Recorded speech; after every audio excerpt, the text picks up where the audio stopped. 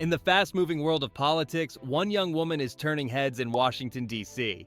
Her name is Caroline Leavitt, and at just 27 years old, she has become the youngest person ever to serve as the White House press secretary. People all across America are talking about her. She speaks for the president, faces the press with confidence, and lives a life many people can only dream of. But who is Caroline Leavitt outside the spotlight? What does her daily life look like? What kind of home does she return to after long, busy days at the White House? This is not just a story about power and politics. This is a story about where she came from, how she got here, and what her life really looks like behind the cameras. From a small-town girl working at her family's ice cream shop to standing at the podium of the most powerful government office in the world, Caroline's journey is full of surprises, hard work, and big dreams. Humble beginnings. Caroline Leavitt was born on August 24, 1997, in a small town called Atkinson, New Hampshire. She grew up in a working-class family.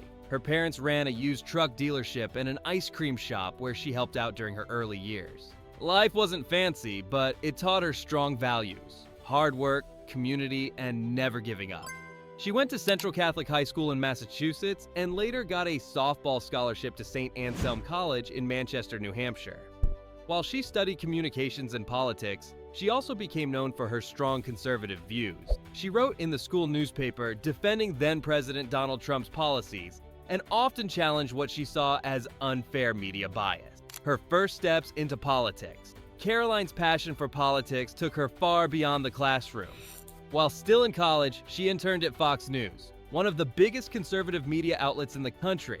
Then came the big break. She landed an internship at the White House, working in the Office of Presidential Correspondence under President Trump. After graduating in 2019, she didn't waste any time. She became an assistant press secretary under Kayleigh McEnany during Trump's first term.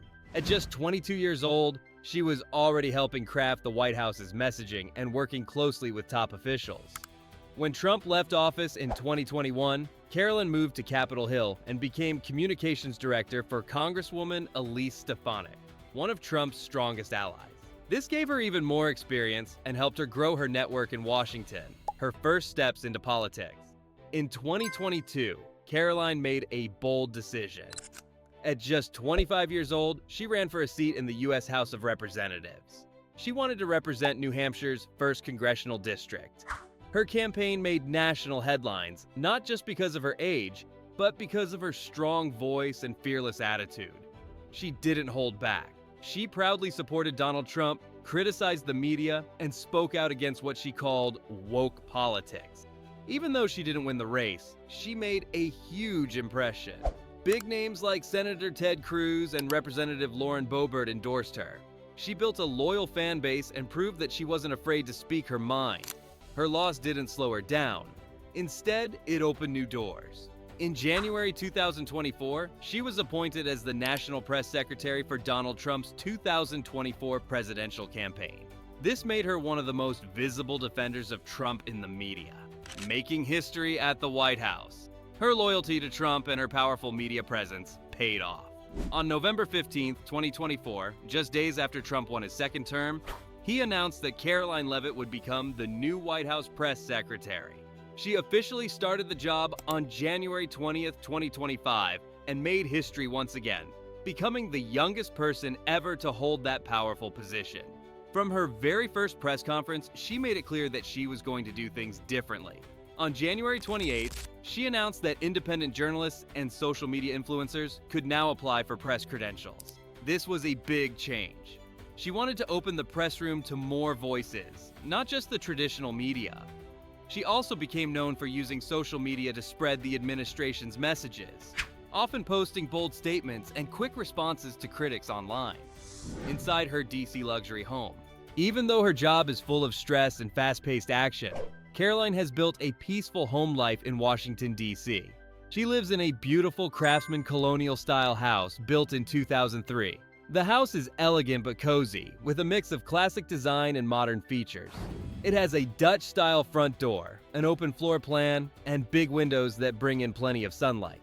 The living room has a lovely fireplace, and the dining area opens to a large private deck, perfect for hosting guests or enjoying quiet evenings. The kitchen is both stylish and practical, with high-end appliances, sleek countertops, and a farmhouse sink. There's even a guest bedroom on the main floor with its own bathroom for visitors. A look inside her private spaces upstairs. The home becomes even more peaceful. Caroline's master bedroom feels like a personal retreat, with high ceilings, a large California-style closet, and a beautiful master bathroom. The bathroom includes a spa tub, a separate shower, and 2 sinks, making it both relaxing and practical. There's also a quiet library corner that she uses as a home office, where she can read, write, or work on press briefings. Another sunny bedroom upstairs has its own fireplace, which adds a cozy and stylish touch. The lower level of the home offers 2 more bedrooms and another full bathroom, ideal for family, guests, or even a private break from her busy political life. French doors from this level lead to a lovely outdoor terrace surrounded by nature and fresh air. New Hampshire roots. Before moving to Washington, Caroline lived in Hampton, New Hampshire during her 2022 campaign. That house at 137 Winnicott Road was also full of charm and comfort. It sat in a friendly neighborhood, just a short walk from local shops, restaurants, and even the beach. The house had a welcoming porch, a front living room, and a separate dining area with built-in cabinets. The kitchen came with a pantry and had everything a young candidate needed while balancing campaign work and daily life. The second floor had the bedrooms, and a large finished basement added more space with a half bath that could be used for games, relaxing, or home projects. The home also sat on a huge 2-acre lot, rare for a location so close to town. This gave her space for outdoor activities and even the option for future expansion. It was the perfect mix of old charm and modern convenience. Luxury lifestyle. Even though she started from humble beginnings, Caroline now has a clear eye for luxury fashion and accessories. At her first official press conference, she wore a $150 burgundy suit. But what really caught attention were her Jimmy Choo heels worth $730 and a cross necklace. In total, her outfit cost nearly $900. At her swearing-in, she wore a $500 coat from LPA, and she has often been seen carrying a $6,000 Dior handbag and a $2,000 Louis Vuitton tote. These are not average choices. They show that she has grown used to a more high-end lifestyle, one that stands out especially while many Americans struggle with rising prices. Her wardrobe reflects her new position in society, even as critics question the image it sends. Family life, challenges, and controversies. Caroline's personal life has also been the center of attention. She is married to Nicholas Riccio, a real estate investor who is 32 years older than her. The couple got engaged on Christmas 2023 and had a private wedding away from the media. In July 2024, they welcomed their first child, a baby boy. She had planned to take maternity leave, but when an assassination attempt on President Trump happened just 3 days after the baby's birth, she quickly returned to work. Her decision showed just how committed she is to her role in the White House. Caroline has also taken bold stances that created headlines. In January 2025, she announced a freeze on certain federal grants and loans, especially those tied to diversity and inclusion programs. She also defended a controversial policy that defined gender as only male or female at birth. Many praised her for standing against what she called wokeness, while others strongly disagreed.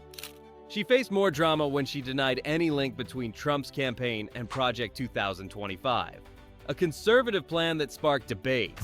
And in February 2025, she pushed back hard against Senator Chuck Schumer, who blamed Trump for a plane crash in Toronto.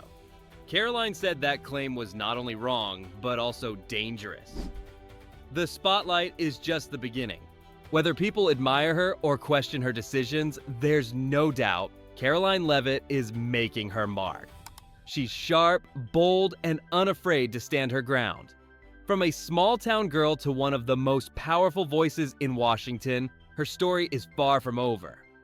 As the youngest White House press secretary in U.S. history, Caroline is shaping how millions of Americans see the government, the media, and the future of politics. One thing's for sure, we'll be hearing a lot more from her in the years to come.